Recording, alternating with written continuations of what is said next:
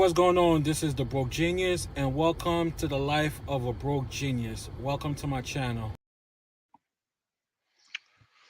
What's going on? What's going on? We are back in the mix. Today we're gonna talk about colorism. This is probably gonna be the only time that I'll even talk about this. This will be basically probably most likely the only time that I'll be talking about this. Now, the reason that I'm talking about this is because basically I listen to, other people's channels and, I particularly hear this come up in a lot of feminine or let's just say women's channels that I listen to.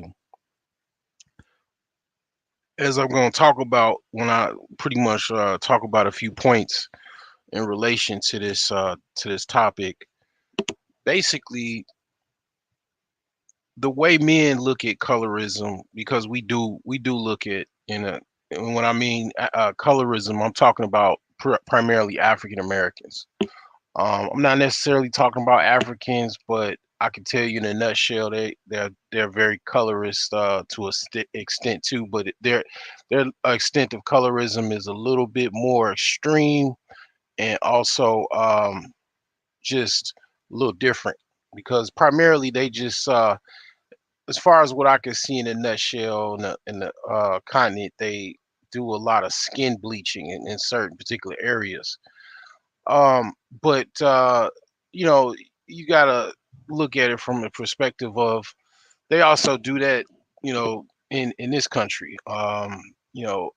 Men primarily don't do it, but if you want to put an example on someone that actually did do this, it's kind of like hits home because the particular individual male, black male that, well, he probably doesn't even consider himself black because this individual I'm talking about is Sammy Sosa, and Sammy Sosa identifies as Dominican, which a lot of Dominicans identify with, and then that level of colorism as well, because that is a particular problem within Dominicans and Haitians, because it's particularly one island. But Sammy Sosa, he bleached his skin so bad that he is looking like a clown. Okay, um, you know,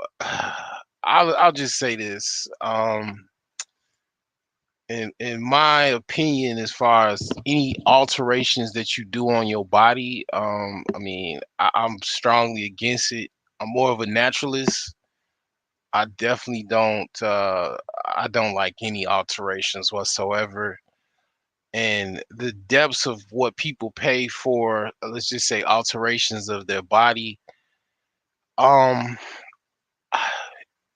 it just goes into the realm of I get really extremely excited and very very motivated because it's so many people spend their money on so many stupid things that I just get very very confident um that because of the level of suckery that is out here.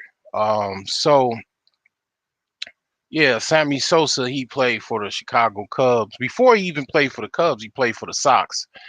And with that, most of the people that from the south side of Chicago, such as I, primarily Sox fans. Most of the people up north, they're Cubs fans.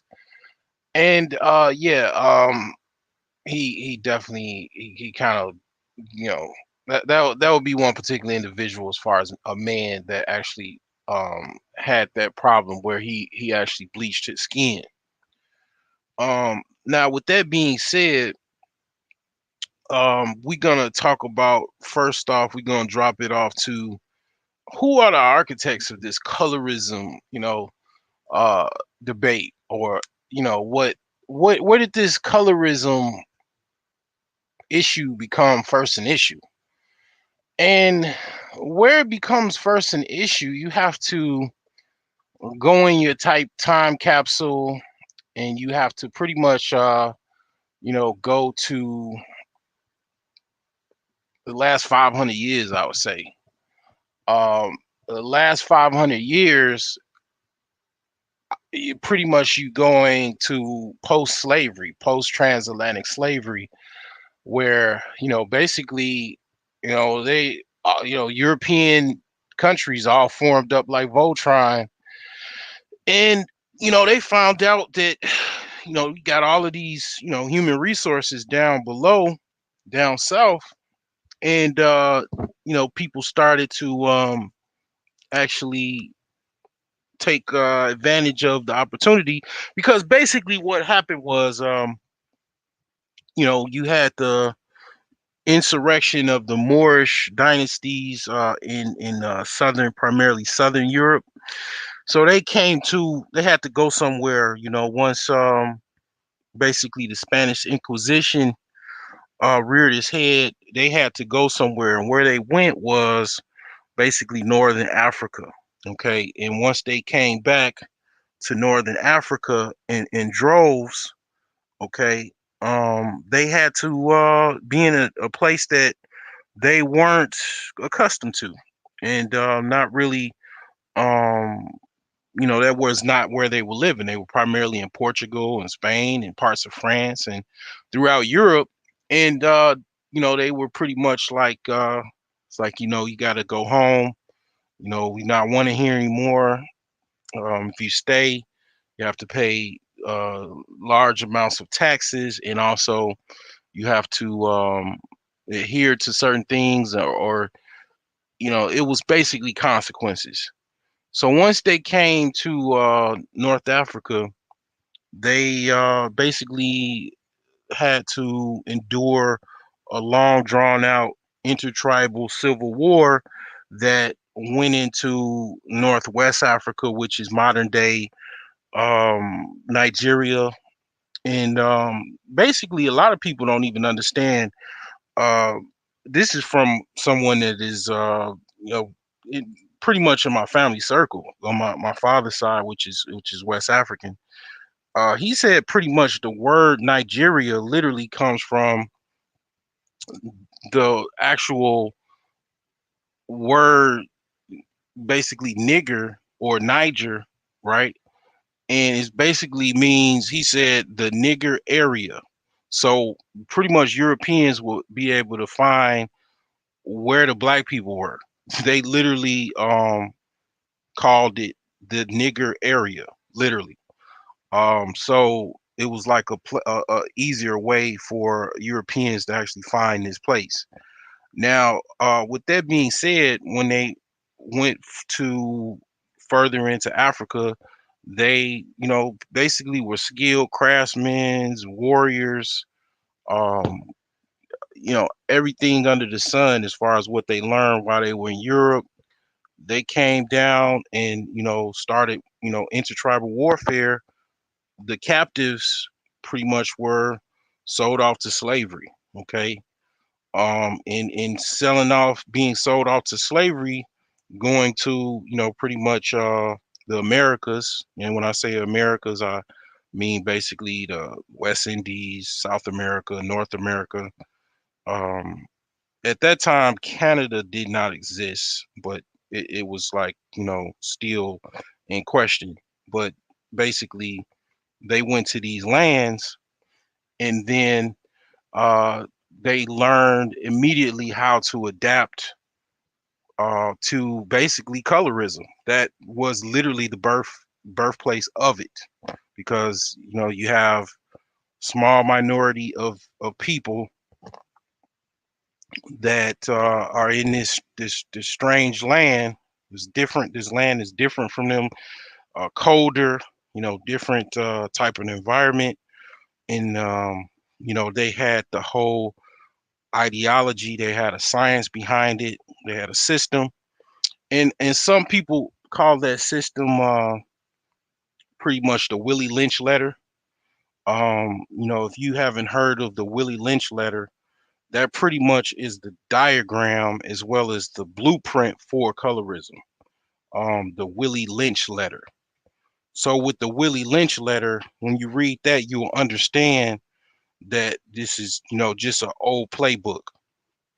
So when you pretty much start from there and work your way down to basically what the dynamic is today when it relates to colorism, pretty much we're gonna fast forward to the one drop rule. Okay. Now, when they started the one drop rule, well, before they even started the one drop rule, first of all, let me go over the different skin types as far as African American culture.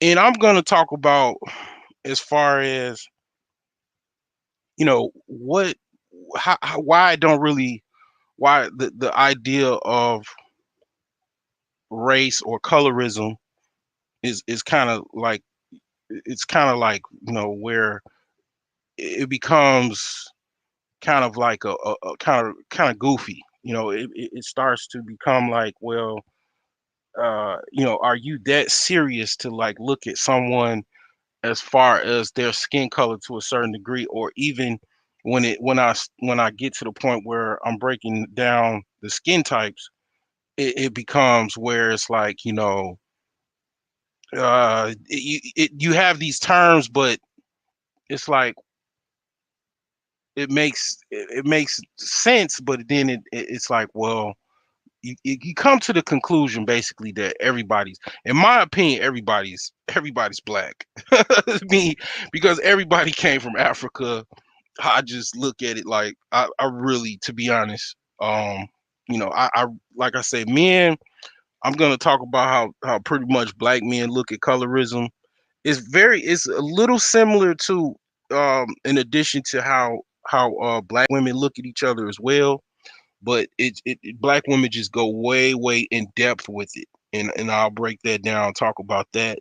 But basically the skin types in African American culture is, dark skin, brown skin, light skin, and mulatto and octoroon. Now, with light skin, a lot of black people really don't understand the concept of light skin. So a lot of people confuse light skin with actually mulattoes. Okay. So the difference between light skin and a mulatto is that, I mean, obviously a mulatto has a white parent and the other parent is black. Okay.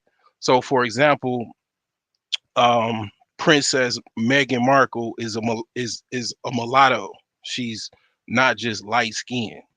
Like for example, I have children. My children are light skinned. Their mother is light skinned, but you would think she might, because she's so light, that she might, her parents might have been, one was white or other was black, but it's not the case. She has two black parents, and you know she's just light skinned. But where it gets kind of like goofy and kind of like weird, is with the concept of the octoroon. Octoroon is someone that pretty much is in relation to the one drop rule.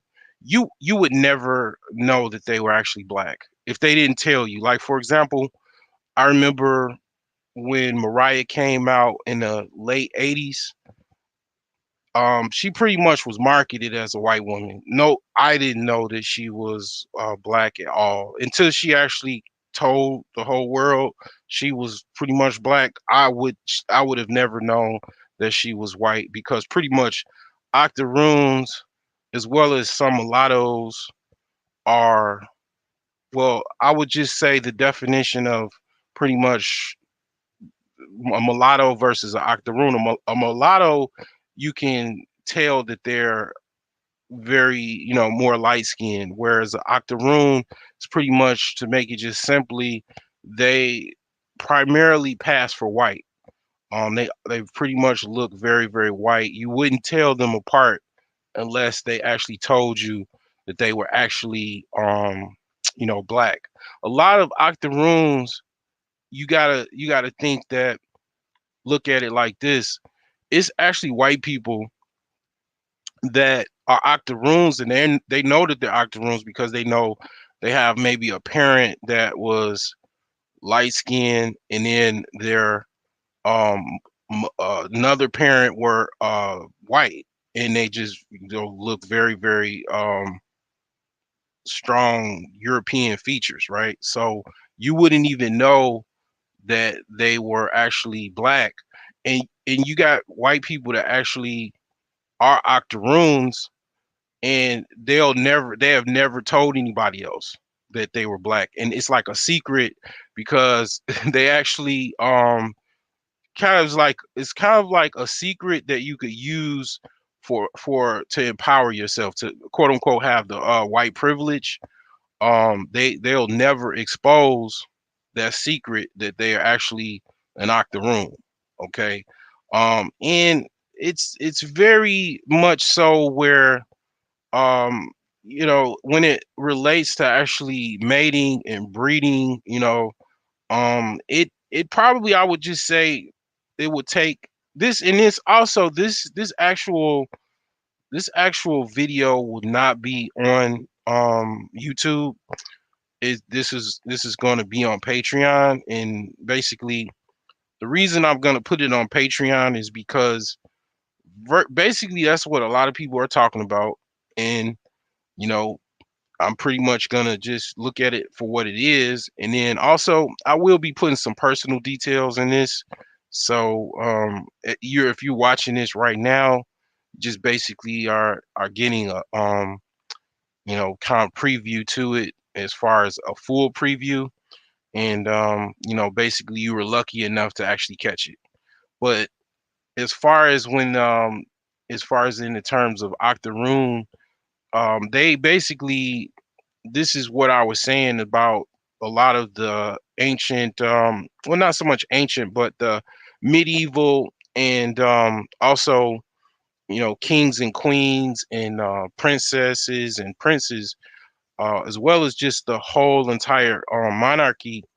In Europe, a lot of the rulers in the royal court in Europe, and a lot of Europe monarchies in thrones, they were octoroons. They were mulattoes. They were even light skinned, and in some cases, brown skinned. And pretty much, I when I first pretty much learned that, a lot of the lies were being told about, who these people actually were, and how they actually looked, and the paintings they had that were, you know, 5, 6, 700 years old, and they had them, lock and key in some vault in a museum, and then they had like a whitewash painting to show what they look like, to that was the actual lie. And when you see the actual adaptation of what these rulers, these ancient European rulers look like, and you look at how they actually looked on the painting, you can see that this person was, had very, very strong ethnic African features, or let's just say Negroid features, and you can see the whole narrative. And I mean, when it comes to this, it's kind of goofy to me because it is a big deal, no doubt, but it was just to push the whole narrative relating to the Willie Lynch. It was a power play to pin others against each other. Okay, basically, that is what the Willie Lynch was, and it kind of, relates to that. If you were, because pretty much they were in a position of power, and that power, is still here today. The push is, if you're white, you're all right, and you have that privilege, and if you don't have that color, you don't have that privilege. So the thing is that a lot of people go into that trap. I myself don't play that trap. I don't really go into that trap as far as to to go into the trap of colorism as far as things are concerned. But like I say, uh pretty much history as it is with this whole idea of colorism, you could just pretty much, okay, who's the point the finger at. It's not necessarily black women or whatever, or black men. It's white Americans that you pretty much point the finger at. And not only can you point the finger at them, they are still architecturally designing and playing these games as far as this colorism to very much today, because you have the media outlets, the hashtag Oscars is so white, all of these, pretty much colorism uh basically designs to push the narrative and the contrast that basically, you know your presentation in this country, or in even in this world, it doesn't matter. It's null and void. You it just goes into a world of technology. It's called actually technology. As far as that's the best word I could put into it. And basically that's what it is. It's just a psychological trick, and a lot of people fall for it, especially black women. And the reason why black women, I think, uh are drawn to the colorism debate is basically because whoever pretty much influences and control. That's why I always pretty much hit home about the money. I always go back to the money. Whoever controls the wealth, power, and resources, jobs, business, power, even theology, you know, that pretty much is what women are drawn to, and that is pretty much who owns the businesses, who employs the people, en masse, and who even has, military might, influence in military might, who has the jails, who controls the jails, who controls the courts, and even when it relates to religion. Okay, this is pretty much a Christian country. The narrative is a white Jesus on some wall with blonde hair, and in the Bible it says something totally different. So this is pretty much a lot of black women. They are pawns in this game, and they primarily are unwise to the narrative. So they're going to church and praising white Jesus, where a lot of black women are pushing back and are saying, no, we're not going for that anymore. We watched our mothers, our grandmothers play this game, and we don't want to play this game anymore.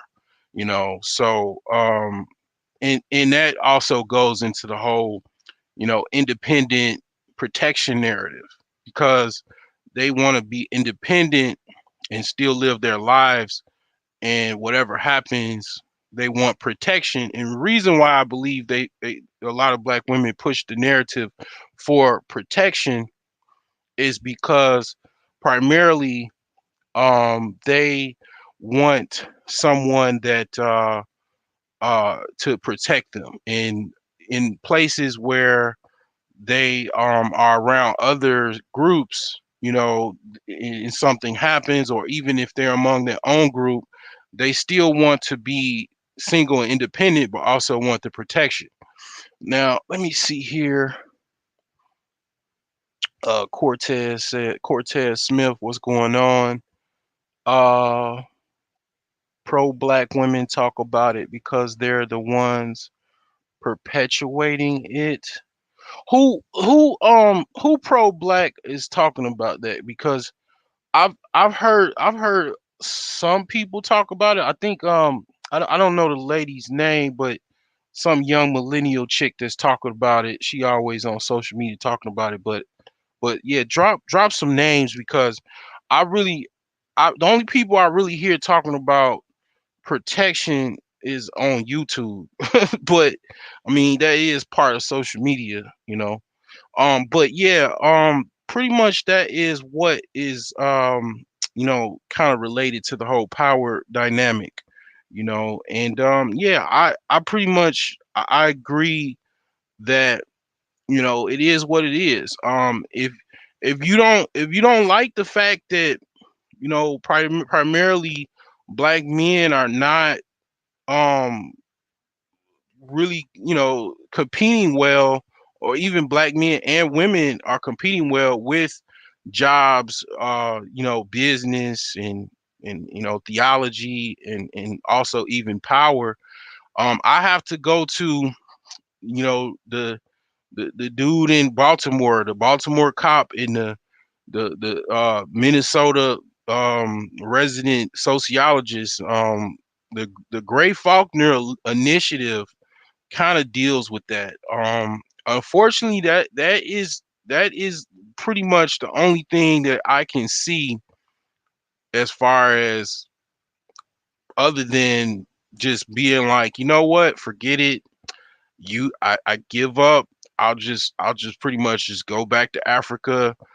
Like you want me to, like you say when you're mad at me and you call me the N word, and you don't say, even if you said NA or GGA or whatever, and you put the even ER on it, you know, um, maybe I should just do that, because it's like, just throw up my hands and just go to Africa, and then there I do have more of a power base that I could tap into, and then maybe I could work from there. But the thing is that, yeah, that Gray Faulkner initiative with going to the military, coming back, and just kind of empowering your community, or wherever you choose to live, and becoming primarily into law enforcement.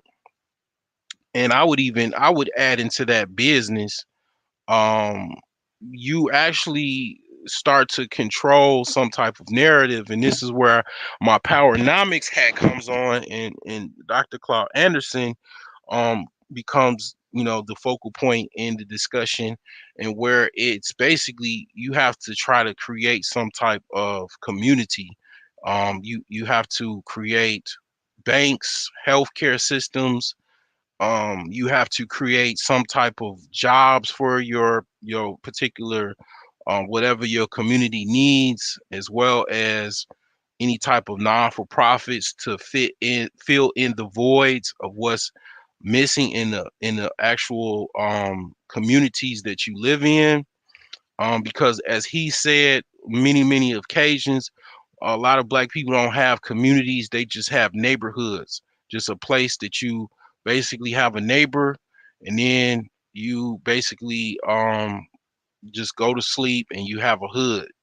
I mean, that's pretty much what a lot of what is going on, as far as what you see, because a lot of black people do not practice group economics. So we're I like to call independent truckers. We just pretty much get a truck, get our CDL license, and then just start driving, and then expect to individually take care of everything. Where other groups are forming, like Voltron, and putting their money together, putting their resources together, and forming companies and everything else. And yeah, we just we trying to be independent truckers, which is okay. You could survive, you could feed your family being an independent trucker. But when you're gonna reach a brick wall when it comes to actually trying to get past that, because individually you can only do so much. So pro black women in general nowadays do, like Chrissy. Yeah, I mean YouTube. Oh yeah, I mean, but I don't think Chrissy is I don't think she's no pro black individual. I don't think so. But I've heard some pro black women, quote unquote pro black women, talk about protection. I um I just don't know the name off the top of my head. But Yeah, they do talk about that, but um, the thing is that another thing when it regards to media programs and how the narrative is pretty much the predominantly group in this country is white men and women. That is primarily what is showed on TV, on a lot of movies. So the whole battle with Byron Allen and trying to control media groups and stuff like that, that was where this conversation was talked about. It's kind of died out, the whole thing with programming. That is just something that they just, I guess, talked about it, but just kind of put on the back conversation. But when it regards to media programming, what I mean by this is when you primarily are um watching TV, magazines, even the internet, um everywhere, you're pushed into, basically I call it white Barbie syndrome. You want to get with white Barbie because you've seen white Barbie on TV all day. You've seen white Barbie since you were a child. So when you grow up, you want to get white Barbie and then get in your Corvette and be the black Ken with white Barbie, because you've seen that all your life. And another thing is that basically, that is, just pretty much, I won't say is necessarily all the way wrong, because here's the thing, you do have choices. Like, for example, if you don't really like this whole system in America, one thing I will say is I have seen quite a few people just be like, you know what, like I say, throw up my hands, make me want to holler, Marvin Gaye, just, what I'm saying, get my little passport, group up and just go to Africa, man. Go there where, pretty much, I don't have to worry about that. The media narrative is primarily all black, all day, every day. I just, those things are not, I don't have to worry about it. So I mean, the thing about it here is that you got to understand who's in control, who's in power. You know, now black people do have, I believe, more power than they did 50 years ago, but we still don't have the predominant power, like, white people. You know what I'm saying? Even other groups such as Asians, they actually have a connection within their particular country before they come over here, and they don't never lose that connection. So let me see what Cortez is talking about. Yeah, she used to claim it. If you look at the profiles, it's the fake woke pro black woman with the natural who hate men the most. Is weird, like some Twilight Zone stuff. Well, here's the thing about people, man. I mean,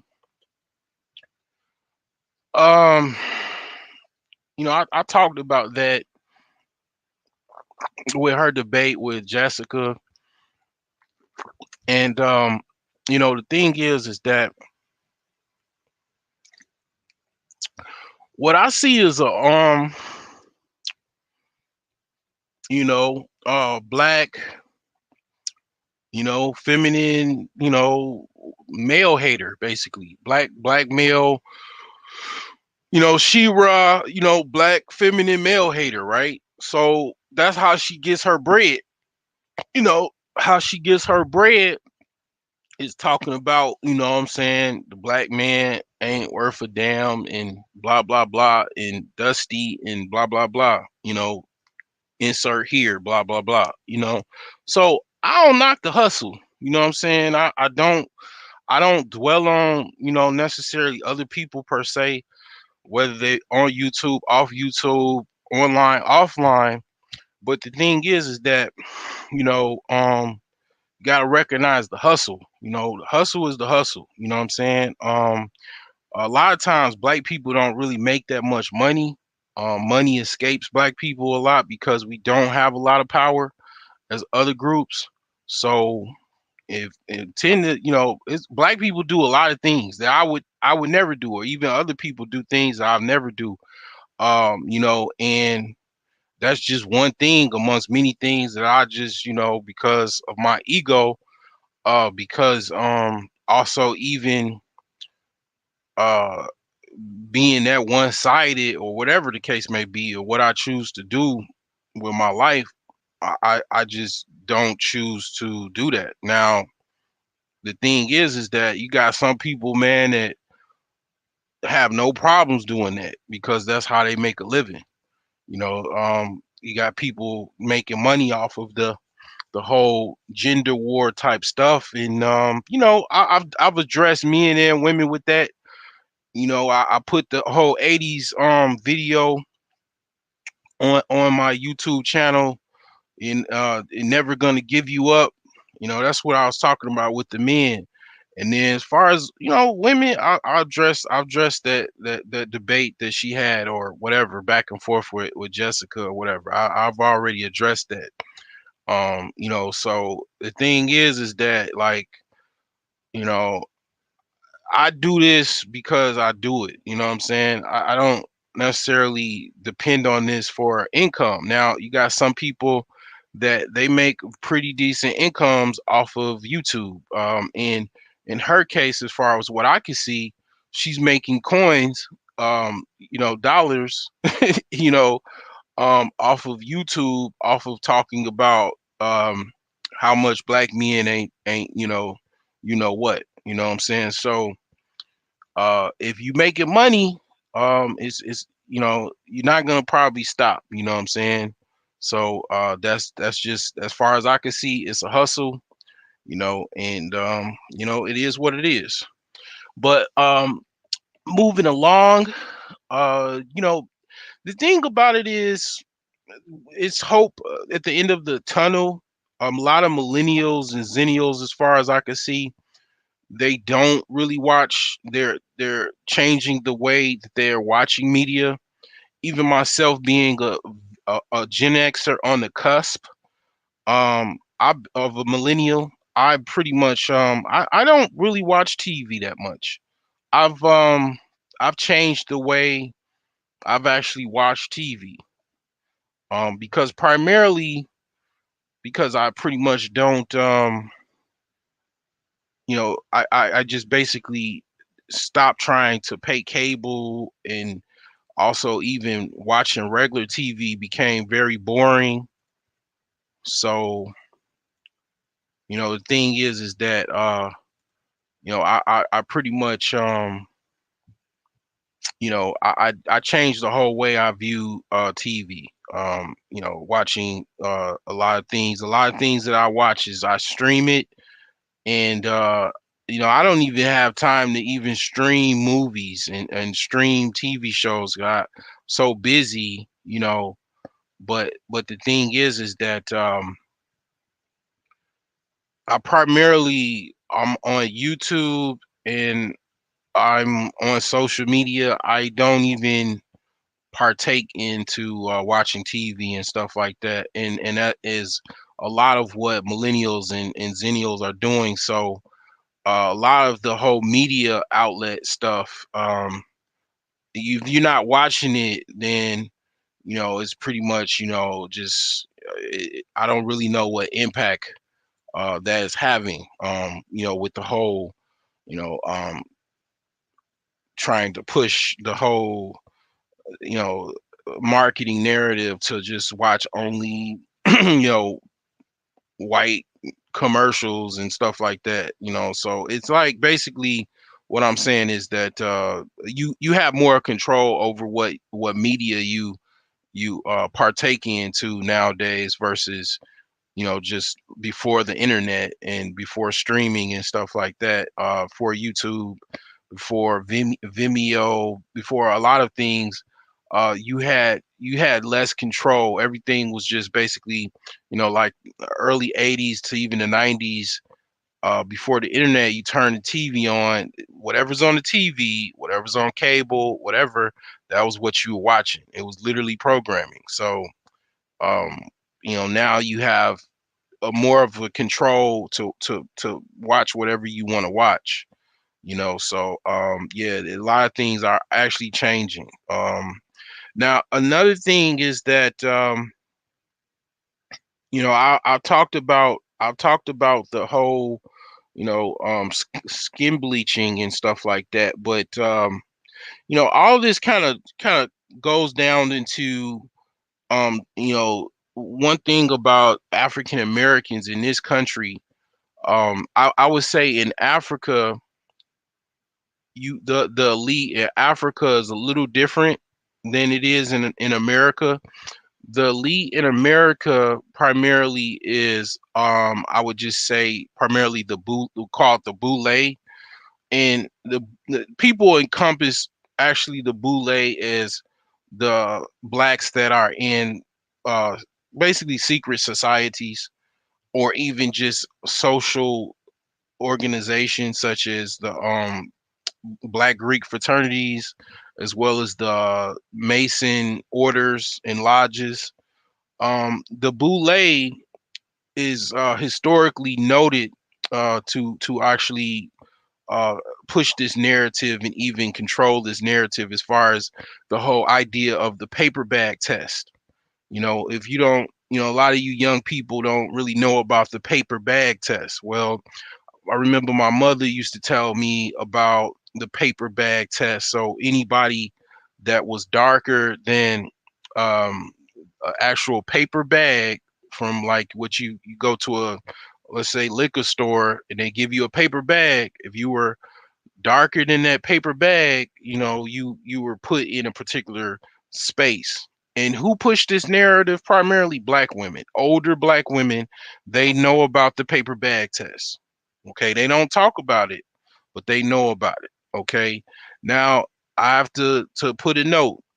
Before I ever knew anything about the boule, pretty much my family is primarily my mother's side of the family is very much in that group. I had no idea of anything where it was called a boule or anything like that, or black elites, until I actually started to learn about things, and then actually kind of look at it from my own mirror, and like, oh, okay, wow. But yeah, that paper bag narrative, the lighter you were, the more value you had. Now, that goes into also, like I said, the skin bleaching, hair weave and wigs, hair straightening industry, and all that relates to that, you know, as well as even color contacts. Like I say, men and women, black men and women primarily, they have some degree of colorism. Okay, pretty much black men's view of colorism is primarily, how we look at it is basically, honestly, a lot of black men that are darker tone, they look at light skinned dudes as weaker. Okay, a lot of times a light skinned dude, he has to kind of like be go out of his way to be more macho, to prove that he is not, some Rudy Poo or chump to be taken lightly of, and that's a lot of what how we look at, as far as black men, we look at as a lot of, like, the darker you are, the more stronger you are and stuff like that, and or how more macho you actually are. And then actually black women actually look at it the same way too. A lot of dark skinned chicks, if you notice, they're clicked up. They might have one, like, brown skinned chick that's in their crew, but dark skinned chicks pretty much hang with the dark skinned chicks. And then the brown skinned chicks, they'll hang with a mix. They might have one light skinned chick in their crew, or maybe two, kind of like this photo on the thumbnail of this video. And black men, we don't really primarily click up like that. We, are colorists. If a black man say he's not completely colorist, that's a damn lie. Because we do have a certain level of colorism, but how black men deal with colorism is in athleticism. For example, I played sports in high school.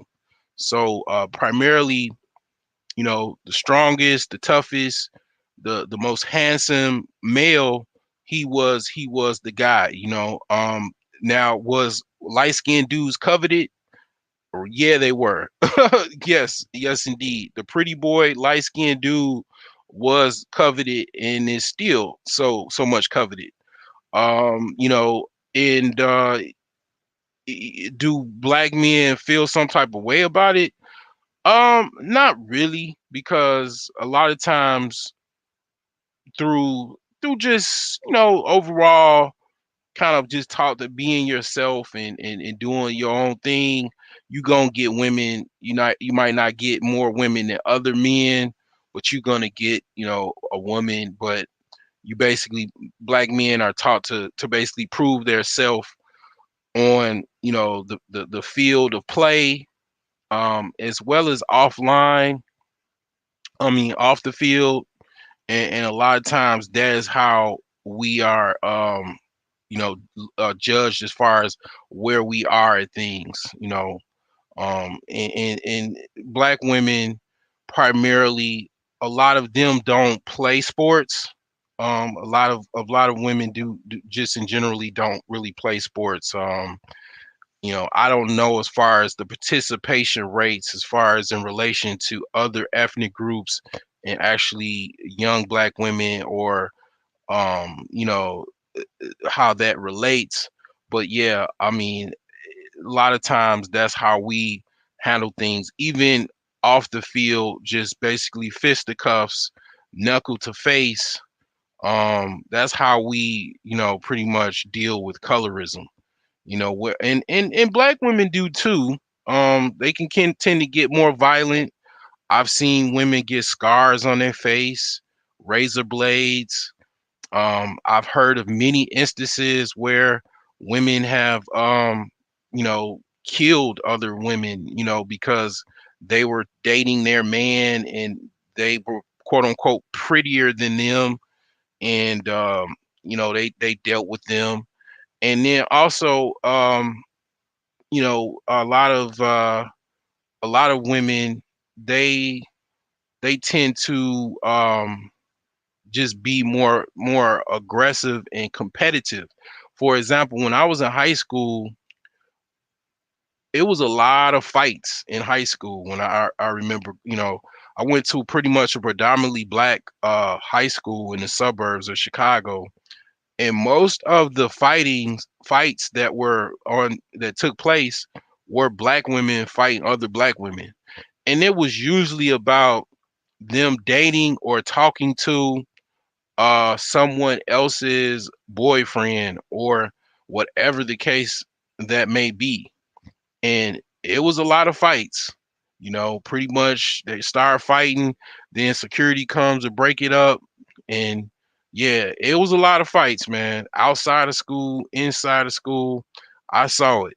So I mean, I had the experience of, going to, a lot of times people haven't even been to an all black high school. I went to an all black high school, so I've seen all of this rear its ugly head.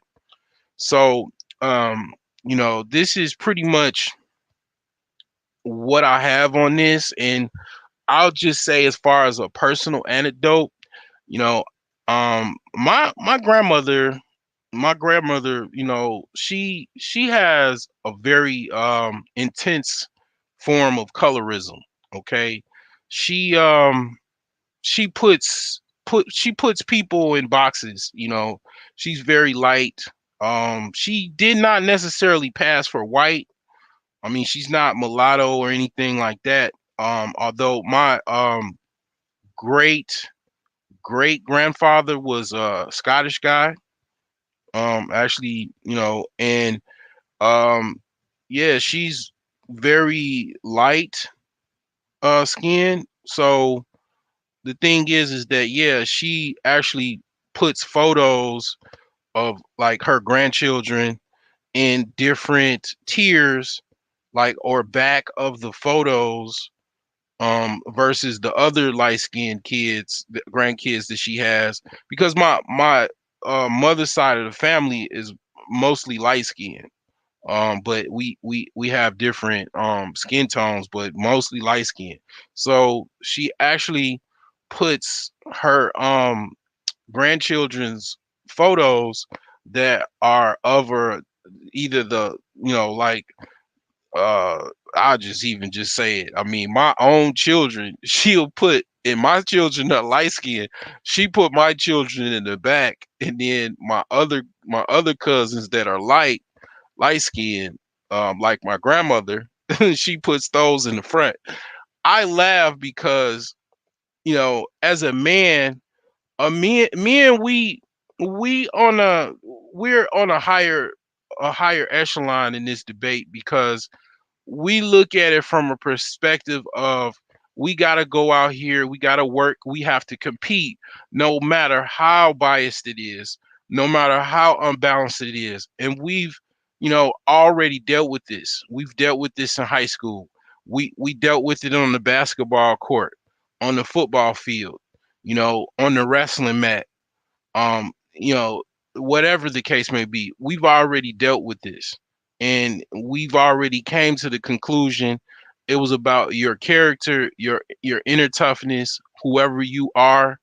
The colorism idea, it actually, we've already dealt with this at an adult age. We've not carried this on to as an adult. I myself, I I've dated all skin tones. Do I choose light skinned women? Do I like light skinned women too? Yeah, I do. But I like pretty women. I don't. If you're ugly and light skinned, I don't really. I- You know, I don't look at you no different than any other woman that is ugly as well. Now, if you're pretty and dark skinned, yes, I want to be with you. If you're brown skinned and you look good, I want to be with you. But the thing is that I don't just be like, all right, I'll just get an ugly light skinned chick, and then brown skin or dark skinned chick or whatever is like, looks better. I'm just gonna just go with the ugly light skinned chick because I primarily just like light skinned chicks. Now, if you like light skinned chicks and that's all you like, no matter what, that's your thing. That's what you deal with. I let you go and live in your little reverb life where you deal with that. But, primarily, that's how I look at it. But another thing is that, I'll just say this, and like I say, this is gonna be on Patreon. So I look at people that, my Patreon subscribers are like, you know, super subscribers to me. Like they're different than subscribers. There's someone that's more personable with me. I look at them as someone that actually puts some interest and time and effort to pay a monthly fee every month. So I will be a little bit more personable with them. So after this video, I will definitely chop this up and I'll give a preview and I'll put this on Patreon. So I don't necessarily, if you're viewing this as far as you caught this on the actual, you know, playback, you're just privileged to catch it. But pretty much as far as personally, my grandmother is, struggles with mental illness. I mean, it's a mental illness when you're putting pictures of people's children because they have a different skin tone. That's how I look at it. I don't look at it from like, oh, I feel so bad. No, I mean, my grandmother has issues. She's had issues her entire life. She's just never dealt with it, and she's never sat on the couch and dealt with those issues. So it's not just that she's a colorist, like for example, she just recently, I was going to go visit my children. She put a Sports Illustrated, she has a Sports Illustrated membership. I don't know why she has Sports Illustrated, but whatever, she does. My grandmother, I ain't seen my grandmother play tennis in probably 20 years. But or not, actually even more than that, 25 years. You could just say probably even 30. So she like I don't, for whatever reason she likes Sports Illustrated, but she put cover of Anthony Davis, which is light skinned, and also Patrick Mahomes, which is a mulatto, in the bag to give to my daughters, and it's like, okay, did I throw it in the garbage or anything like that? No, I just put it in a bag and I left it. But I'm like, oh, okay, my grandmother is definitely a colorist. Okay, so I mean, but like I say, is definitely rooted into a form of how she thinks in her head and probably what she had to deal with coming up because yeah, my aunt and my mother, my grandmother, I'm sure they were picked on for being light skinned. They were called high yellow and all of this other stuff. I remember my mother, telling me about that. Because my mother was more like kind of like paper bag complexion, but lighter than that.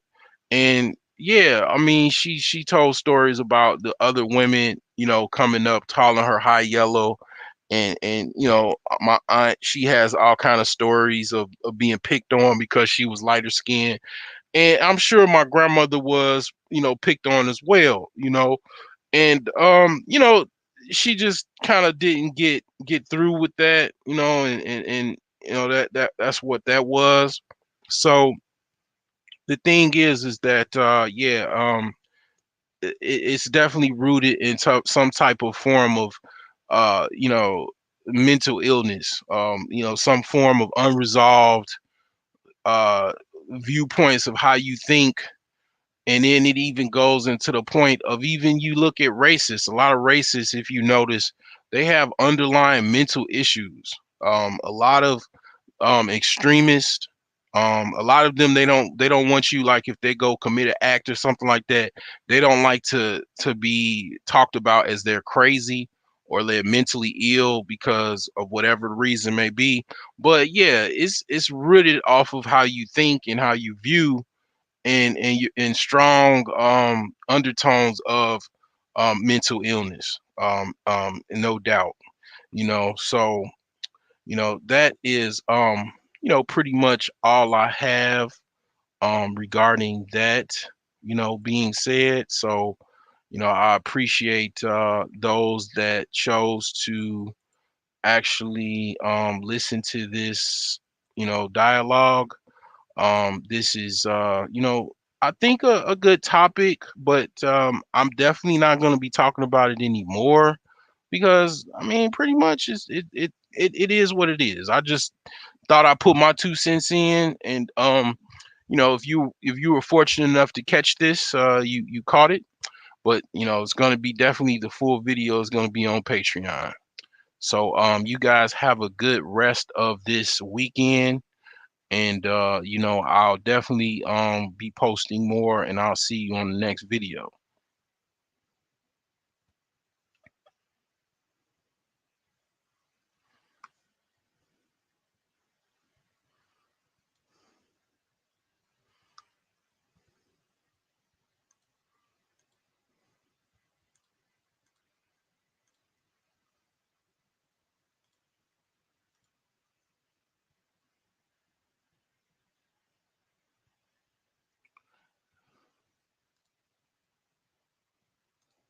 And before I go, did if you wanted to hop on, just I could talk about this further. I see somebody still looking or whatever. But if you wanted to talk about this, I can drop the link. If you put a one in the chat, I'll give you some time to put a one in the chat. If you put a one in the chat, I'll drop a link. And I don't run from conversations. You know what I'm saying? Sometimes I don't really feel like talking because I'm very, very tired, or I just plan on pretty much dropping a video, and I don't necessarily want to dialogue. I can I could definitely talk about this a little bit more in detail if you want to talk about this. I could drop a link. So if you put a one in the chat, I'll give you some time, and we can dialogue about this.